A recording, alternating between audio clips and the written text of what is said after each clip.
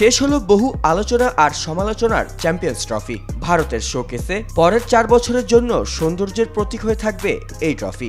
এদিকে পাকিস্তান শুধু টুর্নামেন্ট থেকে ছিটকে যায়নি, আয়োজক হয়েও অনেকটা লোকসানে পড়েছে দেশটির ক্রিকেট বোর্ড। টুর্নামেন্ট শুরুর আগে থেকেই ভারতের না, তারা পাকিস্তানে খেলবে না, দিতে হবে আলাদা স্টেডিয়ামে।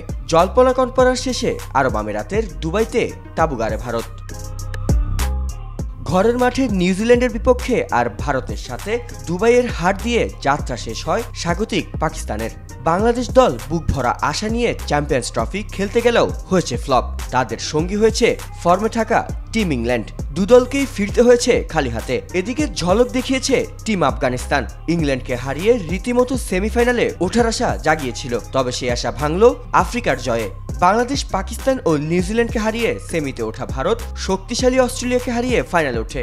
ভারত যদি ফাইনালের রশি না ধরতে পারত, তাহলে দুবাইতে নয়, সেমিফাইনাল আয়োজন হতো পাকিস্তানের লাহোরে। এতে দর্শক ও বিজ্ঞাপন সত্তা দিয়ে লাভের হিসাবটা কয়েক গুণ বাড়াতে পারত পাকিস্তান ক্রিকেট বোর্ড। কিন্তু আরব আমিরাতে ভারত নিউজিল্যান্ড ফাইনাল ম্যাচে পাকিস্তান বোর্ডের কেউই ছিল না। পুরো স্টেডিয়ামটি ছিল ভারতের দখলে। ফাইনাল জয়ের পর বিরাট কোহলি বলছেন, আগামী 8 বছর ক্রিকেট বিশ্ব শাসন করতে প্রস্তুত টিম ইন্ডিয়া। এই কথা বলার অধিকার অবশ্য আছে বিরাট কোহলির। ইন্ডিয়া যে নিয়মে এগুচ্ছে, সে নিয়মে বাকি টিমগুলো আছে অনেক দূরে। এদিকে ক্যাপ্টেন রোহিত শর্মা আর কিং কোহলি আরও দীর্ঘ সময় থাকবেন দলের সাথে।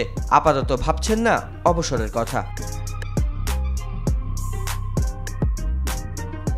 Afzal Hossain, N sports.